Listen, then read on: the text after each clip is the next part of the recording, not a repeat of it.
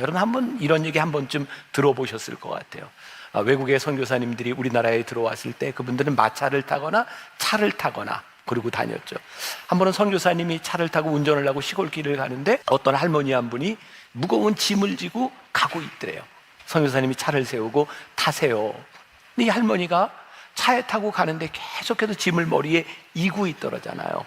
그래서 선교사님이 할머니 괜찮아요, 내려놓으세요. 그랬더니 할머니가 아이고 차도 태워주셨는데 제가 어떻게 짐을 내려놔요. 그리고 계속 이고 있었다는 거예요.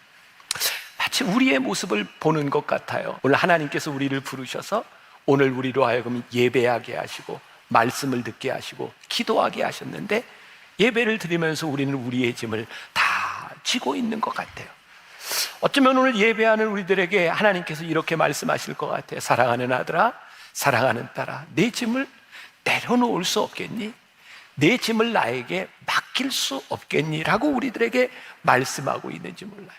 제가 유학 시절 노트북 컴퓨터를 사줬던 그 목사님이 지금은 이제 은퇴를 하셨어요. 그분은 정말 저보다 어렵게 유학을 왔어요. 그분에게 들었던 이야기입니다. 시카고로 오는 동안 10서너 시간을 이렇게 비행기를 타고 오는데 정말 힘들게 표를 구입해서 오는데 스튜어디스가 와서 뭘 드실까요? 이렇게 물어보는데 이분은 비행기 안에서 밥을 먹으면 돈을 내는지 알고 끝까지 괜찮아요? 그리고 밥을 안 먹었대요. 요즘 사람들이 들으면 정말 이해할 수 없는 그런 일인데 그때는 그랬었다고요. 괜찮아요. 먹을 수 있는데 우리들이 누릴 수 있는데 우리들이 누리지 못하는 것들, 그러고 보니까 우리들이 쓰러지고 힘들어하는 것들은 우리들에게 무거운 짐이 있기 때문이 아니라 우리들이 이 짐을 맡기지 못하기 때문이구나. 하나님을 믿는 사람과 믿지 않는 사람의 차이가 무엇일까요? 성경에 보니까 하나님은 악인과 선인에게 동일하게 해를 주시고 동일하게 피를 주시는 분이라 그랬어요.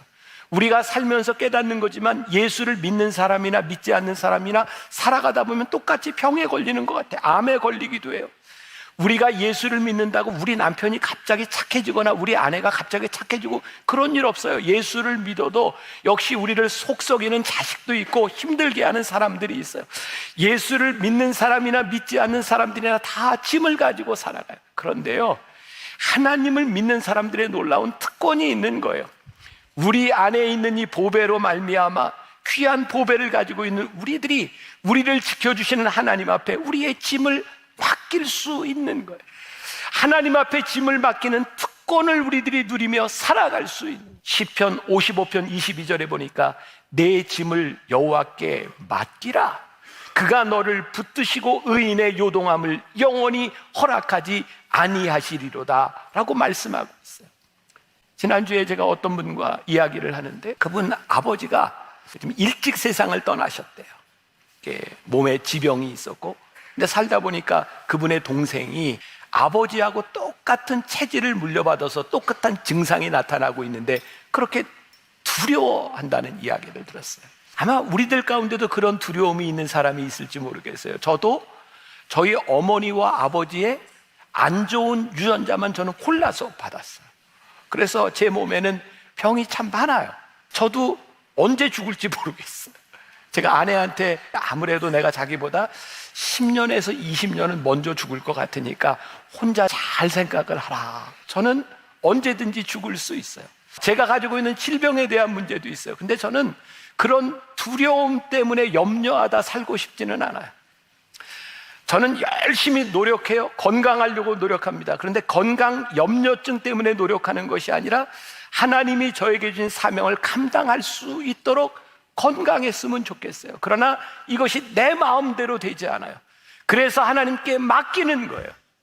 내 사명이 끝날 때 하나님께서 내 생명을 거두어 가실 때 여기까지라고 말씀하실 때 내가 온전히 하나님 앞에 맡길 수 있는 그 믿음이 우리들에게 있는가? 우리들에게 정말 중요한 것, 우리들이 져야 할 짐과 우리들이 맡겨야 할 짐이 무엇인지를 구별할 수 있는 지혜가 우리들에게 필요하겠다. 오스왈드 챔버스의 주님은 나의 최고봉에 나오는 글인데 참 좋아요. 잘 들으세요. 조금 어려울 수도 있는데 제가 좀 풀어볼게요. 우리는 옳은 짐과 그렇지 않은 짐을 구별할 줄 알아야 합니다. 결코 의심이나 죄의 짐을 져서는 안 됩니다. 그러나 하나님께서 의도적으로 우리에게 지게 하시는 짐들이 있습니다. 이러한 경우 주님은 그 짐을 옮길 의도가 없으십니다.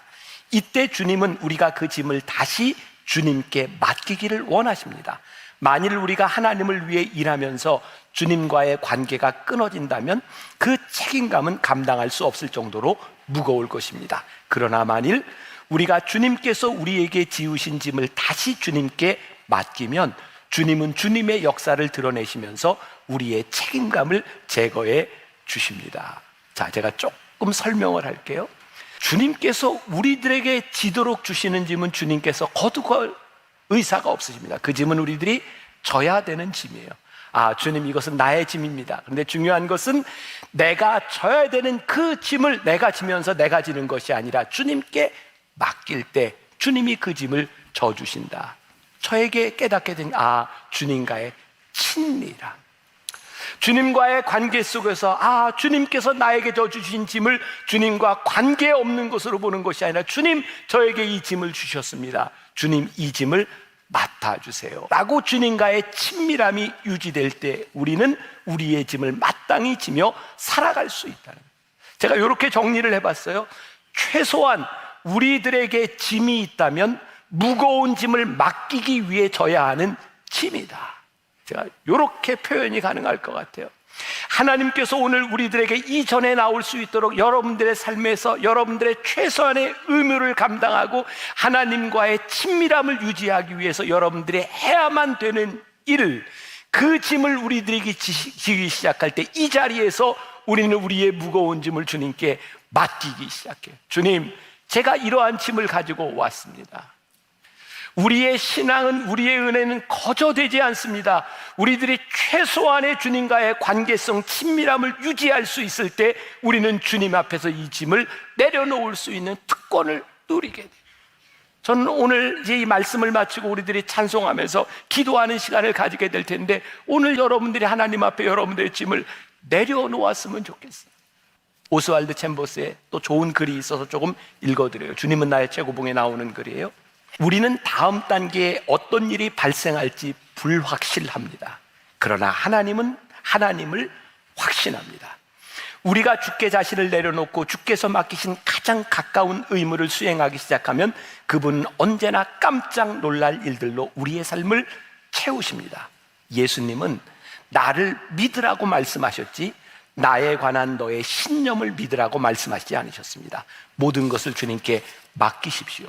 주님이 어떻게 오실지 알 수 없는 것이 영광스러운 불확실성입니다. 그러나 주님은 반드시 오십니다. 주님께 충성을 다하십시오. 굉장히 멋진 표현이라고 생각했어요. 우리의 신념을 믿는 것이 믿음이 아니라 주님을 믿는 것이 믿음입니다. 하나님께서는 어떻게 역사하실지 우리들은 알지 못합니다. 그러나 하나님이 우리들의 삶에 역사하실 것을 우리들이 믿습니다. 주님이 어떻게 오실지 언제 오실지 불확실합니다. 그러나 주님은 분명히 오십니다. 주님의 방법으로 오십니다. 우리의 믿음이, 우리의 신념이 우상이 되는 것이 아니라 하나님 앞에 우리들의 삶을 맡길 수 있는 그 믿음이 우리들에게 확실함을 주는, 하나님과의 확실한 관계 속에서 우리들이 누릴 수 있는 은혜가 있는 거예요. 오늘 여러분들에게 그런 은혜가 있었으면 좋겠어요. 하나님, 제 인생의 무거운 문제를 하나님 앞에 내려놓습니다. 하나님, 내 인생을 인도하여 주옵소서.